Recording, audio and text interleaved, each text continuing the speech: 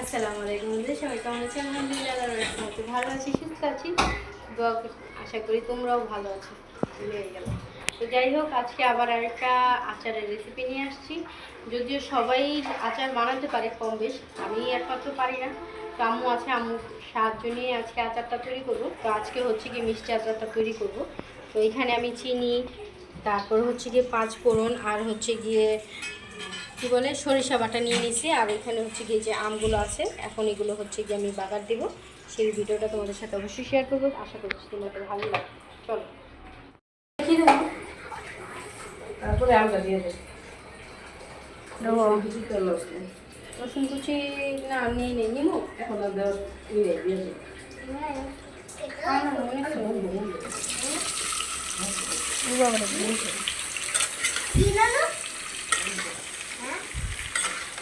তেলের ভিতরে আমটা একটু ভাজা করে নেব, তারপর সরষা দিব। এই হচ্ছে গিয়ে সরষা, সরষা এতখানি দিব। এই হচ্ছে গিয়ে সরষা, চিনি দিব। এই চিনিগুলো সব লাগবে, আমি বলতেছে তো সবগুলো দিয়ে দিলাম।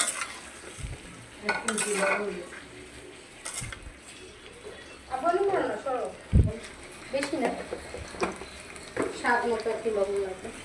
তো এখন এগুলো দিয়ে আমি এটাকে সুন্দরভাবে নাড়াচাড়া করে দেবো। ঝাল মিষ্টি একটা আচার আছে না, ওইটা করবো, যাতে একটু টক লাগে, একটু ঝাল লাগে মুখে দিলে, ওই রকম করবো। এবার আমি তো তোমার ওই রেখেছিলাম।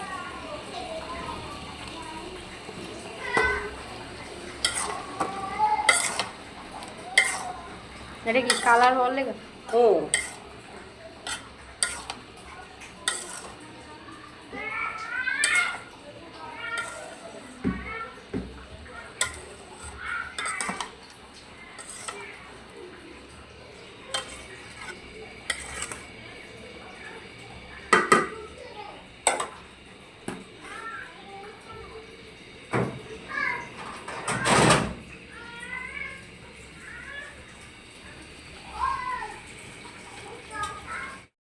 তারপর হচ্ছে কি অর্ধেকটা দিব না, ঠিক আছে, পুরোটা দিব না।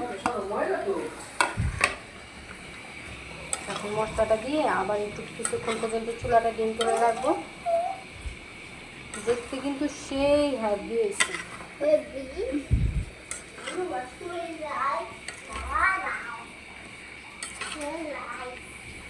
সরিষার তেলের গ্রানটা যে কি পরিমাণ আসতেছে, যদি গ্রানটা আপনাদের একটু মানে শুঙাইতে পারতাম বা ইয়ে করতে পারতাম, অনেক সুন্দর একটা গ্রান আসতেছে, স্মেলটা এত সুন্দর।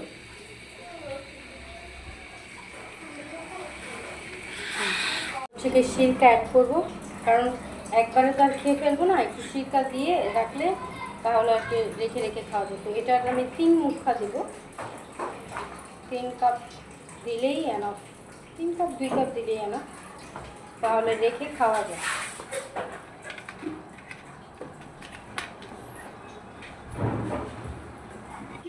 তো আমার আচার হয়ে গেছে, ওই যে আচার নামায় ফেলছি, অসাধারণ হয়েছে। যেমন আমি চেয়েছিলাম ঝাল টক মিষ্টি, সেই রকমই হয়েছে। সবার আচারের দাওয়াত জন্য সবাই চলে আসবে। ওকে, আল্লাহ হাফিজ।